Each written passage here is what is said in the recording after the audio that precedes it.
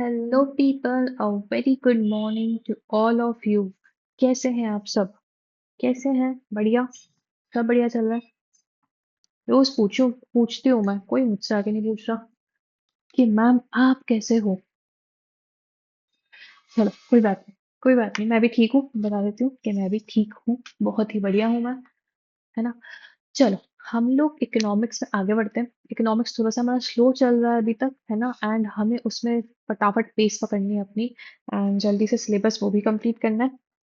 ठीक है। तो इकोनॉमिक्स में ना, अ, अभी अपन पढ़ रहे हैं chapter number 4। Chapter number 4 is about financial market, Indian financial market. Okay. हम यहाँ पे फाइनेंशियल मार्केट की बात करें, मैंने इसका इंट्रोडक्शन आपको लास्ट क्लास में दिया था। Now we are moving forward to types of financial market. Okay. अपन को इतने सारे भी टाइप्स पढ़ने हैं। कितने हैं? तीन तीन, छह और दो। ठीक है, 8। तो अपन को 8 टाइप्स पढ़ने हैं, और उसको अपन को इसी क्लास में खत्म करना है। ठीक है।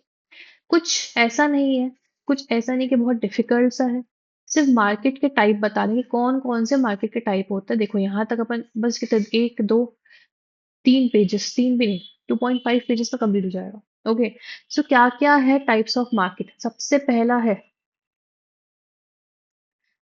आपका capital market. Capital market, commodity market. Commodity market मतलब कमोडिटीज में अपन ट्रेड करते हैं, जैसे कि राइस हो गए, पल्सेस हो गए, गोल्ड हो गया, सिल्वर हो गए, कमोडिटीज कहलाते हैं। ठीक है। Money market, money market short term रहता है। ठीक है। उसके बाद डेरिवेटिव मार्केट, जहाँ पे बताऊंगी, समझाऊंगी डेरिवेटिव क्या होता है। फॉरेक्स मतलब फॉरेन एक्सचेंज मार्केट। क्रिप्टो, आपको पता है बिटकॉइन ये सब जो रहता है क्रिप्टो मार्केट होता है। एक स्पॉट मार्केट होता है, और एक इंटर बैंक लेंडिंग मार्केट होता है। ठीक है। तो इसको अपन पढ़ने वाले, इन सारे मार्केट्स को समझने वाले हैं। अभी मार्केट्स कौन कौन से जिनमें आप डील करते हो? ठीक है। जिनके शेयर्स, बॉन्ड्स, इन सब में आप डील करते हो ऑनलाइन, एंड सेल परचेज करते हो, एंड उसमें इन्वेस्टमेंट करके आप कुछ रिटर्न कमाने का सोचते हो। ठीक है। शेयर मार्केट तो हमको सबको पता है। वैसे ही बहुत सारे मार्केट होते हैं, जैसे शेयर मार्केट इक्विटी ट्रेडिंग के लिए होता है। ठीक है। कंपनीज के शेयर्स के लिए होता है। वैसे ही बहुत सारे अलग अलग मार्केट्स भी है, जहाँ पे आप अलग अलग चीजों में ट्रेड कर सकते हो। ठीक है। तो उन्हीं का इसमें लिखा हुआ है। पहला तो है कैपिटल मार्केट। कैपिटल मार्केट क्या है? कैपिटल मार्केट मार्केट प्लेस है, where buyers and sellers engage in the trade of securities like bonds, stocks and derivatives। ठीक है। कैपिटल मार्केट पे बॉन्ड, स्टॉक और डेरिवेटिव तीनों आते हैं, तो कैपिटल मार्केट में ही वो ट्रेड होता है। अच्छा, कैपिटल मार्केट का पूरा एक सब्जेक्ट है आपको एग्जीक्यूटिव में। ठीक है। कैपिटल में मार्केट एंड सिक्योरिटीज लॉ, ये आपको पूरा एक सब्जेक्ट है। आई थिंक SLCM या CMSL ऐसा कुछ नाम है उसका, है ना? तो अ, आप उसमें और डिटेल में पढ़ोगे। कैपिटल मार्केट एक जगह है, एक मार्केट है, जहाँ पे कौन है? जहाँ पे बायर्स भी हैं, जहाँ पे सेलर्स भी हैं, जो ट्रेड करते हैं किस किस में? बॉन्ड्स में, स्टॉक्स में, है ना? और डेरिवेटिव्स में, इन्हीं में होता है। ठीक है। डेरिवेटिव मार्केट भी कैपिटल मार्केट का एक टाइप है, ऐसा बोल सकते हैं, है ना? एक मार्केट है, डेरिवेटिव मार्केट, जो कैपिटल मार्केट के अंतर्गत ही आता है। ठीक है। Derivative market channel savings and investment between suppliers of capital, ठीक है, and users of capital. Suppliers of capital कौन हो गए? जो रिटेल और जो इन्वेस्टर्स हो गए वो सप्लायर्स ऑफ कैपिटल, और यूजर्स ऑफ कैपिटल जो बिजनेस, गवर्नमेंट है, इंडिविजुअल्स है। ठीक है। वो सब यूजर्स हो गए, जिनको कैपिटल की जरूरत है, जिनके पास कैपिटल है और जो देना चाहते हैं वो इन्वेस्टर्स हो गए। और जिनको यूजेस है, जिनको यूज करना है उस कैपिटल का, वो यूजर्स हो गए। In India, capital market consists primarily of NSE and BSE। ये दो है capital market, primary NSE and BSE। National stock exchange and Bombay stock exchange, जहां पे आप शेयर्स, बॉन्ड, सिक्योरिटीज, डेरिवेटिव्स में ट्रेडिंग करते हो। मेन यूसेज क्या है? कि it allows Indian companies to raise long term capital, fund growth, finance business expansion and build wealth for investors. क्या करते हैं वो? कंपनी में पैसा रेस करते हैं, किससे? इन्वेस्टर्स से लेके। फंड अपना ग्रो करते हैं, अपना बिजनेस एक्सपैंड करना है तो उनसे फंड लेके, अपनी वेल्थ बिल्ड करके उनसे फंड लेके फिर वो चीज ही करते हैं। तो मेन यूसेज यही है कि वो, उनको पैसा चाहिए कंपनीज को, इन्वेस्टर्स उसमें पैसा लगा के रिटर्न पाते हैं उसका। ठीक है। कैपिटल मार्केट का एक टाइप होता है स्टॉक मार्केट, और दूसरा टाइप होता है बॉन्ड मार्केट। ठीक है। इसी के साथ अपन लोग डेरिवेटिव मार्केट भी यहाँ पे पढ़ लेंगे। कहाँ गए derivative? Derivative market, futures, stock and futures and options, future forward and options. Okay, ये तीन अपन पढ़ेंगे एंड सो। हाँ, तो स्टॉक मतलब कि होता है शेयर्स। ठीक है, स्टॉक का मतलब होता है शेयर्स, किसके? Shares of a company. Company के शेयर्स में जब डीलिंग करते हैं तो उसको स्टॉक मार्केट कहा जाता है। ठीक है, stock market, everybody knows stock market, सबने नाम सुना होगा स्टॉक मार्केट, है ना? स्टॉक मार्केट का सबने नाम सुना हुआ, ठीक है। Stock market allows companies to raise capital by issuing and selling shares to investors. ठीक है, मेन एक्सचेंजेस कौन कौन से अभी बताया था, एनएससी और बीएससी है। Company access equity financing, invest in new projects, finance acquisition, and alternative to traditional bank lending for investors platform to allocate savings and build wealth. तो यहाँ पे दोनों का बताया है कि कंपनी का क्या यूज है, तो कंपनी के ये यूजेस है, और इन्वेस्टर्स के लिए क्या है, इन्वेस्टर्स के लिए ये है। ठीक है, कंपनी अपना इक्विटी फाइनेंसिंग करवाती है, न्यू प्रोजेक्ट्स में इन्वेस्ट करने के लिए पैसा लेती है, अपने एक्विजिशन फाइनेंस करवाती है। ठीक है, तो ये ऑल्टरनेटिव है ट्रेडिशनल बैंक लैंडिंग से, मतलब कि बैंक से पैसे लेने से अच्छा हम पब्लिक से इन्वेस्टमेंट करवा लेते हैं। ठीक है, पब्लिक से इन्वेस्टमेंट करवा लेते हैं, तो इसलिए वो लोग अपने शेयर्स जो होते हैं, अपनी कंपनी की शेयर्स सेल करते हैं कि कंपनी ग्रो करेगी तो आपके शेयर्स भी ग्रो करेंगे एंड आपका पैसा भी ग्रो करेगा। ओके, तो जैसे कि फॉर एग्जांपल ये है स्टॉक मार्केट। ठीक है, इसका नाम लग देते हैं अपन एनएससी। ये एनएससी है, यहाँ पे बहुत सारे इन्वेस्टर्स बैठे हुए हैं। कौन बैठे? ये हैं सारे इन्वेस्टर्स जिनके पास है बहुत सारा पैसा, जो पैसा लगाना चाह रहे हैं, इनके पास बहुत सारा पैसा है। ठीक है, और ये है हमारी कंपनी। क्या है? कंपनी। तो कंपनी को चाहिए, company wants to raise funds, है ना? कंपनी को क्या चाहिए? फंड्स। तो कंपनी एनएससी में जाके बताती है कि मैं शेयर्स इशू कर रही हूँ। शेयर्स क्या कर रही हूँ? इशू कर रही हूँ। शेयर इशू तो करना पता है, अपन ने पढ़ा है उसमें, है ना, अकाउंटिंग में। तो एनएससी ये शेयर इन्वेस्टर तक पहुंचाती है, इनको बताती है कि इस कंपनी ने, जो भी एक्स वाई जेड कंपनी है, इस एक्स वाई जेड कंपनी के शेयर्स इशू हुए हैं। तो ये लोग इस कंपनी में पैसा लगाने के लिए इनको पैसा देंगे कि हाँ हम ये शेयर्स परचेज करेंगे, और ये एनएससी फिर कंपनी को क्या दे देती है? इनका पैसा दे देती है, अपना कमीशन काट के, ऑब्वियसली अपना कमीशन लेके यहाँ पे कंपनी को पैसा दे देती है। तो ऐसे काम करता है स्टॉक मार्केट। ठीक है, फिर जैसे ही अगर सेल करना है तो इन्होंने वापस शेयर्स दे दिए। क्या दे दिए? शेयर्स सेल कर दिए, किसने? इन्वेस्टर्स ने। और इन्होंने शेयर्स वापस किसको दे दिए? कंपनी को दे दिए, या कंपनी को दे दिया। ठीक है, और ये वापस पैसा दे देंगे और ये पैसा वापस इनको आ जाएगा। ठीक है, कभी कभी ये एक दूसरे से भी करते रहते हैं सेलिंग, बाइंग सेलिंग एक दूसरे से भी करेंगे, एक दूसरे को भी सेल करते रहेंगे, उसको बोलते हैं सेकेंडरी मार्केट। ठीक है, प्राइमरी मार्केट जब कंपनी शेयर्स सेल कर रही है। सेकेंडरी मार्केट एक बार शेयर्स पब्लिक में आ चुके हैं, अब पब्लिक ट्रेडिंग के लिए हो गए, तो पब्लिक एक दूसरे से ट्रेड कर सकती है, एक दूसरे से यहाँ से इससे ले लेगी, उससे ले लेगी, इससे ले लेगी, उससे। और ये ट्रेडिंग भी किसके थ्रू करेगी? इसके थ्रू ही करेगी। ये खुद से एक दूसरे से मांग के नहीं ले सकते, लो तुम ये शेयर ले लो, मुझे पैसे दे दो। नहीं, वो इसी एनएससी के थ्रू ही करती है। एक अकाउंट ओपन करवाते हैं जिसको डीमैट अकाउंट बोलते हैं, एंड फिर उसमें शेयर ट्रेडिंग करी जाती है। ठीक है, ये आई थिंक कंसेप्ट सबको क्लियर होगा, ये थोड़ा बहुत सबको मालूम होगा कि स्टॉक मार्केट क्या होता है और शेयर ट्रेडिंग कैसे होती है। ठीक है, फिर आता है बॉन्ड मार्केट। बॉन्ड क्या होता है? Bond markets are used by government and companies to raise debt financing by issuing bonds purchased by investors. अब जैसे स्टॉक मतलब शेयर्स परचेज कर रहे हैं, शेयर्स इशू कर रहे हैं, वैसे ही यहाँ पे कंपनी और गवर्नमेंट दोनों ही क्या कर रही है? बॉन्ड्स इशू करती है। ठीक है, सेगमेंट्स क्या क्या है इसके? गवर्नमेंट बॉन्ड मार्केट है, कॉर्पोरेट बॉन्ड मार्केट है, म्यूनिसिपल लोकल बॉन्ड्स है। ये तीन टाइप के सेगमेंट्स हैं, जहाँ पे गवर्नमेंट अगर इशू कर रही है बॉन्ड तो गवर्नमेंट बॉन्ड मार्केट हो गया, कंपनीज इशू कर रही है तो कॉर्पोरेट बॉन्ड मार्केट हो गया, एंड अगर म्यूनिसिपल या लोकल अथॉरिटीज है वो इशू कर रही है अपने बॉन्ड्स तो वो म्यूनिसिपल बॉन्ड्स हो गए, उन्हें मुन्नी बॉन्ड्स भी कहा जाता है। Government securities include treasury bills, bonds issued by RBI forming a significant portion। तो गवर्नमेंट सिक्योरिटीज में क्या क्या आ रहा है? एक तो ट्रेजरी बिल नाम से एक बिल बॉन्ड आता है, और एक बॉन्ड है इशूड बाय आरबीआई। ठीक है, corporate bonds issued for expansion, working capital, debt financing, provides investor with fixed income securities, regular interest payments and return on principal upon maturity. जैसे शेयर मार्केट क्या होता है, जैसे जैसे शेयर्स बढ़ते हैं ना वैसे वैसे इनकम बढ़ती है, ठीक है। जैसे जैसे शेयर की वैल्यू बढ़ती है, शेयर मार्केट में जैसे जो कंपनी की वैल्यू बढ़ती है तो शेयर्स की वैल्यू बढ़ती है, तो तब आपको रिटर्न मिलता है उस पे। बॉन्ड पे अलग होता है, बॉन्ड पे एक फिक्स्ड इनकम आपको मिलती है, बॉन्ड पे आपको एक फिक्स्ड इनकम मिलती है कि आपको इतना परसेंट इंटरेस्ट तो आपको हर साल में इतना इतना आपको मिलेगा, ठीक है।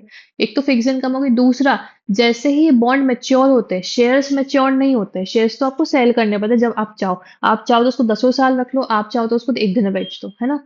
दोनों चीजें हो सकती है। बॉन्ड में एक मैच्योरिटी डेट होती है, ठीक है। उस डेट पे आप आपका जो बॉन्ड है वो मैच्योर हो जाता है, उसके साथ साथ आपको प्रिंसिपल रिटर्न भी मिल जाता है, जितना आपने पैसा लगाया है उतना ही मिल जाता है। इंटरेस्ट पेमेंट भी मिलती है एंड फिक्स्ड इनकम सिक्योरिटी रहती है, फिक्स्ड इनकम यही इंटरेस्ट पेमेंट के हिसाब से, ठीक है। चलो आगे बढ़े। आगे आता है कमोडिटी मार्केट। ना what is commodity market? Commodity जैसे मैंने आपको बताया, कमोडिटी कुछ भी हो सकती है। जो अपन पल्सेस खाते हैं, दाल खाते हैं, राइस, ठीक है, कॉपर, एल्यूमिनियम, है ना, ये सब कमोडिटीज है।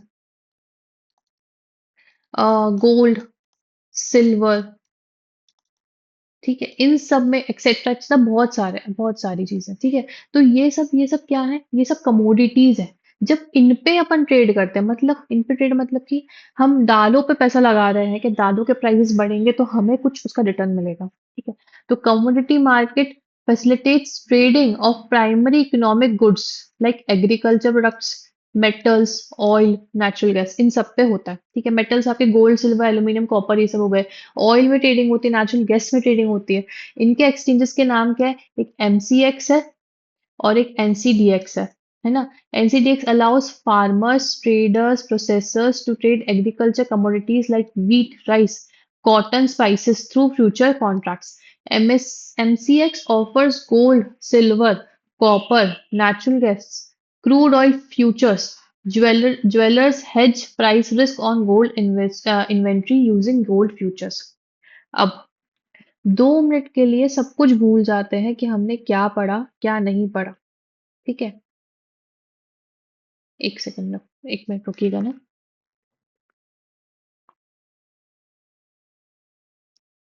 तो 2 मिनट के लिए अपन सब चीजें भूल जाते हैं। और एक चीज समझना है यहाँ पे, ठीक है। मान लो कि आप एक वेजिटेबल मार्केट में हो। किसमें हो? एक वेजिटेबल मार्केट में हो, है ना। और आप यहाँ पे क्या करते हो? आप यहाँ पे क्या करते हो? आप वेजिटेबल्स खरीदते हो, है ना। कौन कौन सी वेजिटेबल्स खरीदोगे? आप खरीदोगे टोमेटोज, पोटैटोज, अनियंस, ये सब खरीद रहे हो, ठीक है। तो ये सब क्या है? बेसिक गुड्स है, ये सब बेसिक कमोडिटीज है जिसमें आप परचेज कर रहे हो जाके, ठीक है। अब दूसरा मार्केट समझो, एक है कमोडिटी मार्केट। ये मार्केट नहीं, इसका नाम मैं हटा के इसको वेजिटेबल मार्केट को हटा देती हूँ नाम, और मैं इसको लिख देती हूँ कि ये है हमारा क्या, कमोडिटी मार्केट है। कौन सा है? Commodity market. अब कमोडिटीज में सेल हो रहा है यहाँ पे, किसमें? जो हमारी प्राइमरी कमोडिटीज। अब यहाँ पे आप 2 किलो अनियन नहीं ले रहे हो, 2 किलो प्याज नहीं खरीद रहे हो, आप किस में सेल कर रहे हो? 20 टन्स ऑफ व्हीट, इसमें आप कर रहे हो, ओके। आप कर रहे हो 500 किलो कॉटन, इसमें आप डील कर रहे हो, ठीक है। गोल्ड में डील कर रहे हो, ठीक है। तो इन सब में डील कर रहे हो। तो कमोडिटी मार्केट एक तरीके का होलसेल फाइनेंशियल मार्केट ही है। कमोडिटी मार्केट क्या है? एक तरीके का होलसेल फाइनेंशियल मार्केट ही है, ठीक है। जहां पे आप जाके इन सब चीजों में डील कर रहे हो, ठीक है, चीजों में डील कर रहे हो। और फाइनल प्रोडक्ट्स नहीं है, ये सारे रॉ मटेरियल्स है। क्या है? रॉ मटेरियल्स में डील कर रहे हो, ओके। और फिर इनका फॉरवर्ड कॉन्ट्रैक्ट, फ्यूचर कॉन्ट्रैक्ट करते हो, और ये सब फॉरवर्ड फ्यूचर अभी अपन डेरिवेटिव से पढ़ेंगे, तब आपको ज्यादा क्लियर होगा कि फॉरवर्ड्स क्या होते हैं, फ्यूचर्स क्या होते हैं, और फॉरवर्ड कॉन्ट्रैक्ट्स क्या क्या होते हैं, ठीक है। तो 2 टाइप की कमोडिटीज होती है, एक तो सॉफ्ट होती है, एक तो हार्ड होती है। सॉफ्ट कमोडिटीज मतलब कि which are grown and not mined, ठीक है, जिनको हम ग्रो करते हैं, माइनिंग नहीं करते। जिनको माइनिंग करते हैं, रिसोर्सेज विच आर माइंड और एक्सट्रैक्टेड फ्रॉम द अर्थ, उनको हार्ड कमोडिटीज बोलते हैं। और जिनको हम ग्रो करते हैं उसको सॉफ्ट, जैसे कि wheat, rice, pulses, spices, coffee, T, cotton, rubber, fruits, vegetables, ये सब सॉफ्ट कमोडिटीज में आता है। तो एनसीडीएक्स प्लेटफॉर्म में अपन वीट, चना, soybean, mustard seed, cotton, cardamom, mentha oil etcetera, इन सब में एनसीडीएक्स प्लेटफॉर्म पे आप डीलिंग करते हो। ठीक है, तो ये कमोडिटीज का एक फाइनेंशियल मार्केट है ना, जहाँ पे आप कमोडिटीज में डील कर रहे हो। Farmers lock in future selling prices, processors hedge raw material price changes, and leads to higher farm productivity and food security. अच्छा, क्या होता है ना कि जब किसी भी चीज पे रिस्क रहती है कि फ्यूचर में जाके उनकी प्राइसेस बढ़ सकती है, तो हम आज के डेट पे ही आज की प्राइस पे उस पे डील कर लेते हैं। ठीक है, कि हम फ्यूचर में इसी प्राइस पे खरीदेंगे, इसी प्राइस पे खरीदेंगे। तो अगर उसकी प्राइस बढ़ गई तो हमको फायदा है ना। और अगर उसकी प्राइस नहीं बढ़ी, उसकी प्राइस कम हो गई, तो सामने वाले को फायदा है। ठीक है, तो ऐसा होता है, इसको बोलते हैं फ्यूचर कॉन्ट्रैक्ट्स। इसको क्या बोलते हैं? फ्यूचर, सिंपल वे में इसको फ्यूचर कॉन्ट्रैक्ट बोलते हैं। ठीक है, इससे हम कोशिश करते हैं कि हम हेज करें। क्या करें? हेज करें अपने रिस्क को। हेज का मतलब होता है रिस्क को क्या बोलते हैं, रिस्क को हम कम करने की कोशिश कर रहे हैं, मिनिमाइज करने की कोशिश कर रहे हैं, तो उसको बोलते हैं हेजिंग। हेजिंग का मतलब होता है रिस्क मिनिमाइजिंग। जहां पे अपन रिस्क को मिनिमाइज करने की कोशिश करते हैं उसको अपन हेज बोलते हैं। ठीक है, वैसे ही सॉफ्ट कमोडिटी समझ में आ गई। तो हार्ड कमोडिटीज क्या है? प्रीशियस मेटल्स हो गए, गोल्ड, सिल्वर, प्लेटिनम। ठीक है, बेस मेटल्स हो गए, एल्यूमिनियम, कॉपर, निकल, लेड, जिंक। एनर्जी हो गई, क्रूड ऑयल, नेचुरल गैस, कोल, है ना। तो एमसीएक्स पे, यहाँ पे एनसीडीएक्स प्लेटफॉर्म है, इसका प्लेटफॉर्म क्या है? एनसीडीएक्स है। और इसका प्लेटफॉर्म क्या है? एमसीएक्स है ना। जहाँ पे हम फ्यूचर ट्रेडिंग करते हैं इन सब चीजों पे। तो माइनिंग कंपनीज जो है वो अपनी हेज करती हैं against metal price fluctuation. All marketing companies lock in crude oil prices cost, and jewellery offsets gold silver inventory price risk. तो यार ये मार्केट इंपॉर्टेंट क्यों है? कमोडिटी मार्केट इंपॉर्टेंट क्यों है? क्योंकि ये सब चीजें जो है ना, ये सॉफ्ट कमोडिटीज और ये हार्ड कमोडिटीज, इनकी प्राइसेस का हमको पता ही नहीं है कि फेयर प्राइसेस क्या है। हमको अभी तक मालूम ही नहीं कि इनकी फेयर प्राइसेस क्या है। क्या ये बहुत ही ज्यादा में डील हो रही है? क्या ये बहुत ही अंडर प्राइस पर डील हो रही है? तो यहाँ पे कमोडिटी मार्केट में पता चलता है कि इनकी एक्चुअल प्राइस क्या है। तुमको क्या लगता है जो गोल्ड सिल्वर की रोज प्राइस निकल के आती है, ये कहाँ से आ रही है? कहाँ से आ रही है? ये यहीं से आ रही है, कमोडिटी मार्केट से ही इनकी प्राइसेस आती है, गोल्ड और सिल्वर की। जो हम देखते हैं ना, अरे गोल्ड इतना बढ़ गया, 2 लाख का हो गया, सिल्वर 2.5 लाख 3 लाख का हो गया। कैसे हो गया? क्योंकि ये यहीं से प्राइसेस आ रही है, इस कमोडिटी मार्केट से ही पूरी प्राइस आ रही है। ओके, ये लोग ही इसमें डीलिंग कर रहे हैं और उसकी प्राइस चलते जा रही है कि इसमें कितनी डिमांड है, कितनी सप्लाई है ना। डिमांड सप्लाई से पूरा इकोनॉमिक सिस्टम चलता है। वहीं से प्राइसेस समझ में आती है कि फेयर प्राइसेस क्या है। तो प्राइस ज्यादा फ्लक्चुएट ना हो, है ना, प्राइस स्टेबल थोड़ी चले। ओके, फेयर प्राइसेस क्या है, ये सब हमको इसी मार्केट समझ में आता है, कमोडिटी मार्केट से ही समझ में आता है कि किसकी दाल की प्राइस क्या है, राइस की प्राइस क्या है। ओके, स्पाइसेस की प्राइस क्या है। ठीक है, गोल्ड सिल्वर प्लैटिनम की प्राइस क्या चल रही है, कॉपर की प्राइस क्या है, नेचुरल गैस की प्राइस क्या है, क्रूड ऑयल की प्राइसेस क्या है, ये सब हमको यहाँ से पता चलता है।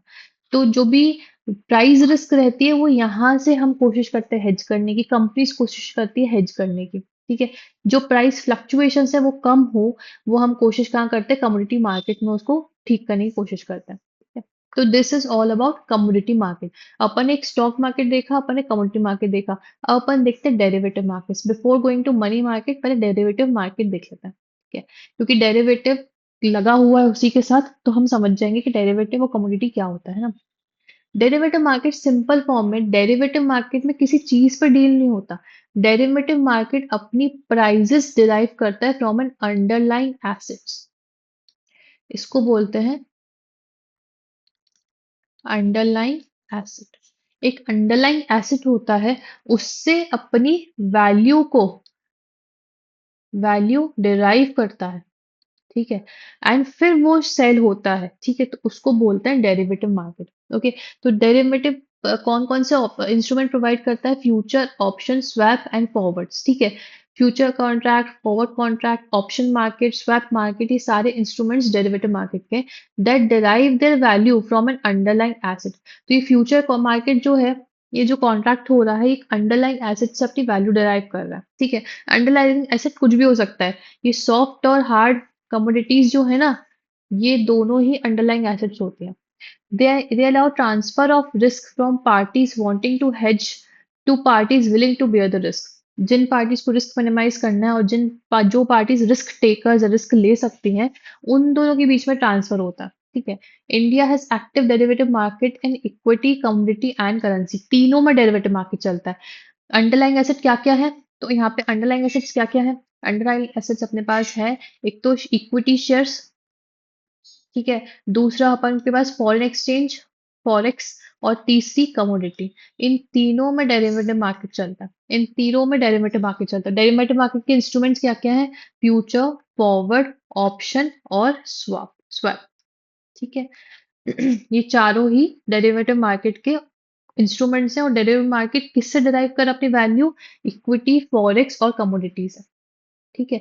करेंसीज, करेंसीज को फॉरेक्स कहते हैं, कमोडिटीज एंड इक्विटीज। अब आते हैं एक एक इंस्ट्रूमेंट पे कि एक एक इंस्ट्रूमेंट क्या होता है। फ्यूचर मार्केट क्या होता है।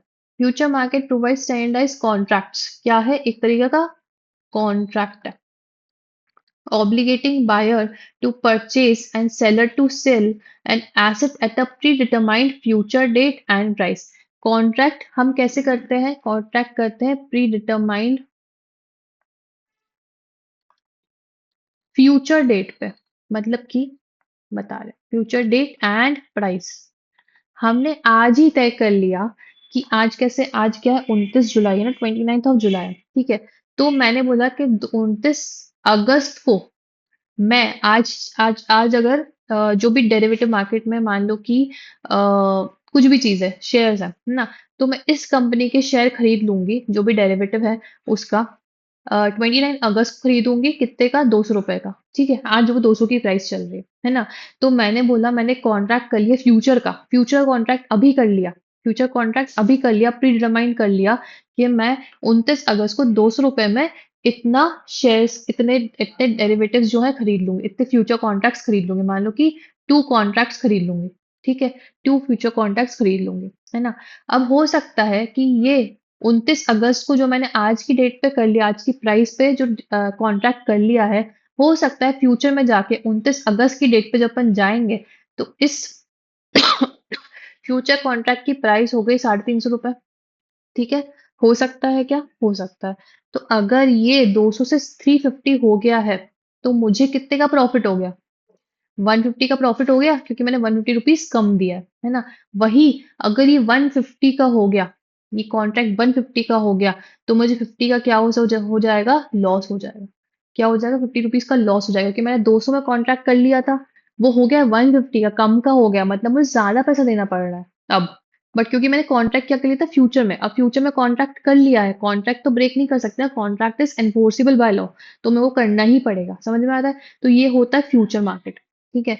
It is standardized by exchanges regarding quantity, quality and delivery specification. तो एक्सचेंजेस जो है अपने बीएससी एनएससी, उसमें ऑलरेडी स्टैंडर्डाइज है कि कितना फ्यूचर कॉन्ट्रैक्ट कितने का, कितनी डिलीवरी रहेगी, क्या डिलीवरी डेट रहेगी, किस क्वालिटी का है, किस क्वांटिटी का है।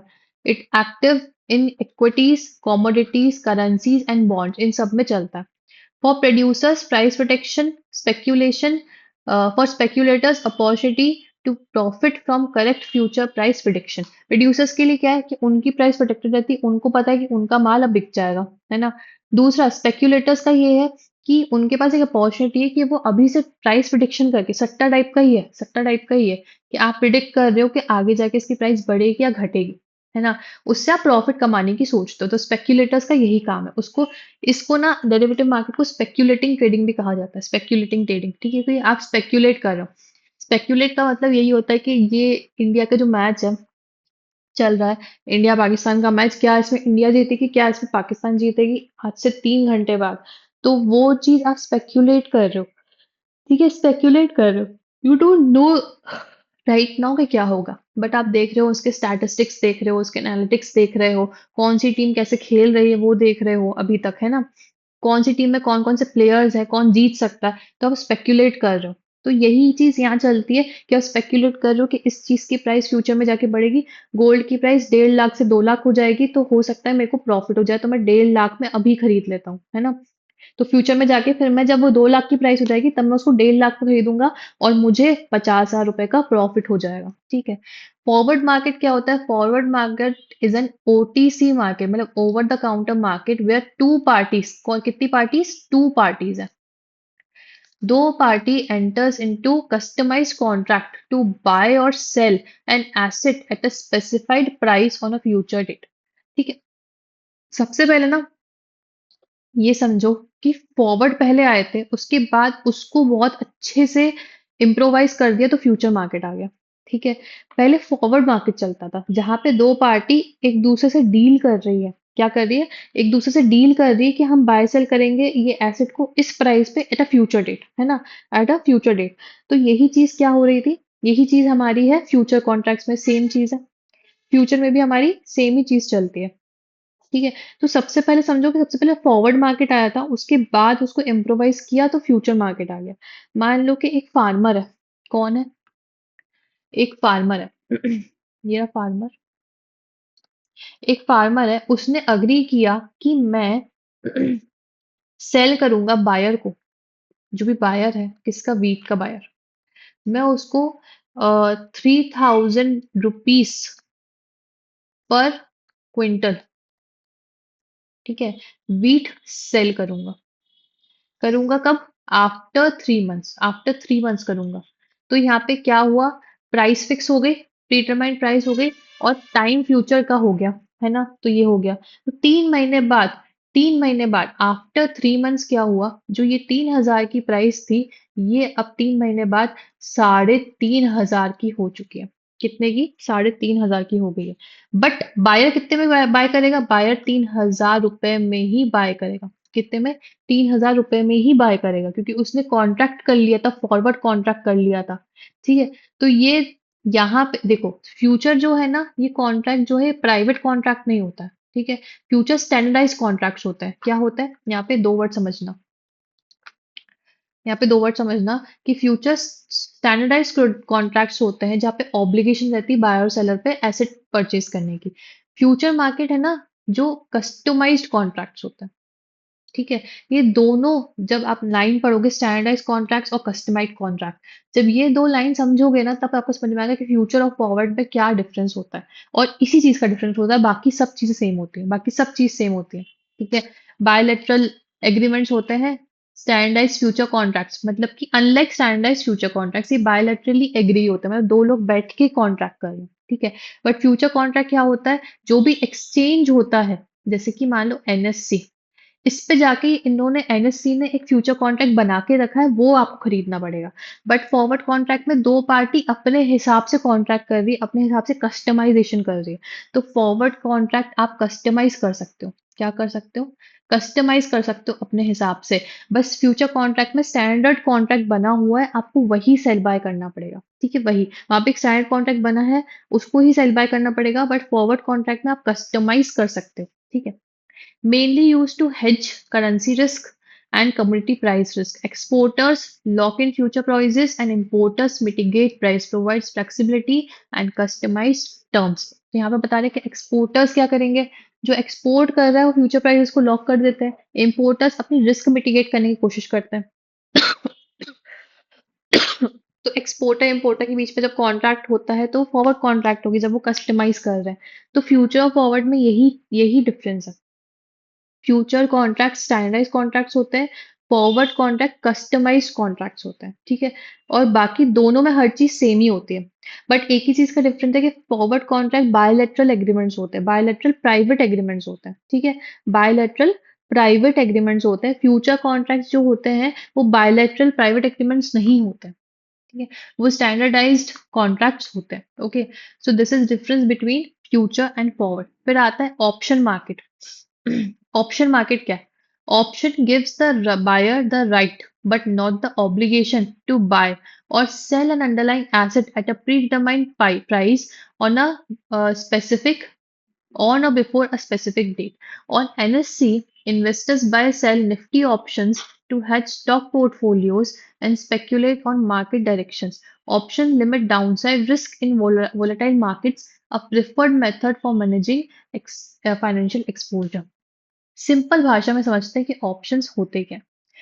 फ्यूचर फॉरवर्ड पढ़ा। फ्यूचर फॉरवर्ड कॉन्ट्रैक्ट आपने जब आपने कर लिया है तो आपको उसको एग्जीक्यूट करना ही पड़ेगा फ्यूचर डेट पे जाके। ठीक है। जिस डेट मानो 29 अगस्त को का कॉन्ट्रैक्ट किया है मैंने, तो 29 अगस्त को जाके मुझे ये वो बाय या सेल उस प्राइस पे करना ही पड़ेगा, चाहे मेरा प्रॉफिट हो चाहे मैं लॉस हो, करना ही पड़ेगा। ठीक है। बायर को भी और सेलर को भी, है ना। ऑप्शन कॉन्ट्रैक्ट में थोड़ा सा डिफरेंट हो जाता है। कैसे डिफरेंट होता है ऑप्शन कॉन्ट्रैक्ट में? ऑप्शन कॉन्ट्रैक्ट जो है वो बायर को राइट तो दे रहा है बाय करने का, right to buy, but not an obligation. ठीक है। बायर के पास राइट है पर ऑब्लिगेशन नहीं है कि तुम्हें बाय सेल करना है उस डेट पे कि नहीं करना अंडरलाइंग एसेट को। ठीक है। You have right to buy but not an obligation to sell. ठीक है। मतलब इसका ये है कि बायर के पास ऑप्शन आ गया कि उस स्टेट पे जाके अगर वो प्राइस आपके हिसाब से सही हो रही है, मतलब आपके हिसाब से प्रॉफिट हो रहा है, तो आप उसको सेल कर दो उस ऑप्शन को जो आपने खरीदा है ना। बट अगर वो आपके हिसाब से नहीं है तो आप मत करो सेल। तो it's your option that you have to buy, that you want to buy it और सेल इट। ठीक है। It's your option. सेल करने में भी आपके पास ऑप्शन आ रहा है, फ्यूचर फॉरवर्ड में वो ऑप्शन नहीं होता है आपके पास। फ्यूचर फॉरवर्ड में आपने कॉन्ट्रैक्ट कर लिया है, now you have to sell it, है ना। बट जब आप ऑप्शन की बात करते हैं तो ऑप्शन का मतलब ये होता है दैट यू हैव ऑप्शन, कि आप बाय भी कर सकते हो, सेल भी कर सकते हो। मतलब क्या है? इसका मतलब यही है कि you have an option to, option but not an obligation. ठीक है। प्री डिटरमाइंड प्राइस होती है और स्पेसिफिक डेट भी पहले से मेंशन रहती है। फ्यूचर पे ही अपन डील करते हैं, है ना। फ्यूचर्स में ही डील कर रहे हैं अपन, मतलब कि फ्यूचर में ही जाके अपन डील करेंगे। ओके। बट इसमें बाय के पास एक ऑप्शन आ गया, he has right to buy but not an obligation. On NSC investors buy sell Nifty option, NSC पे निफ्टी ऑप्शंस रहते हैं। ठीक है। To hedge stock portfolios and speculate on market direction। Market को स्पेकुलेट करते हैं एंड उसमें ऑप्शन ट्रेडिंग करी जाती है। ऑनलाइन जाके भी आप देखेंगे, तो अगर मैं ऑनलाइन आपको दिखा दूं कुछ ऑप्शंस, तो शायद आपको थोड़ा सा क्लैरिटी आएगी कि ऑप्शन और इक्विटी में क्या डिफरेंस होता है।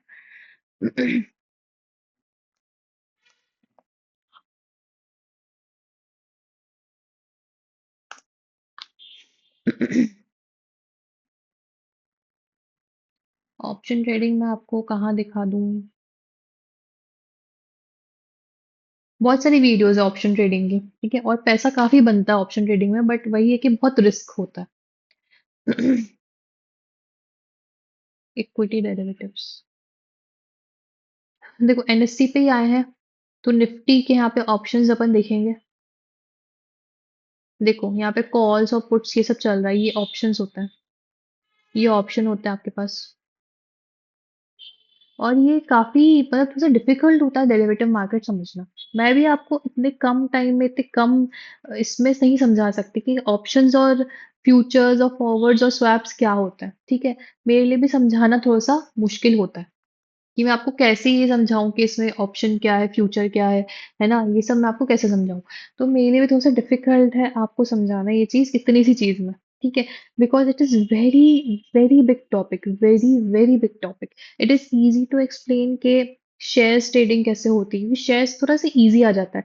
ऑप्शन बहुत ही डिफिकल्ट है। बट ये समझो कि एक तरीके का मार्केट है, आपको ये समझना है कि ये एक तरीके का मार्केट है जहाँ पे ऑप्शन किसके पास है? बायर के पास है, सेलर के पास नहीं है। बायर के पास ऑप्शन है, उसके पास राइट टू बाय है but not an obligation to cell.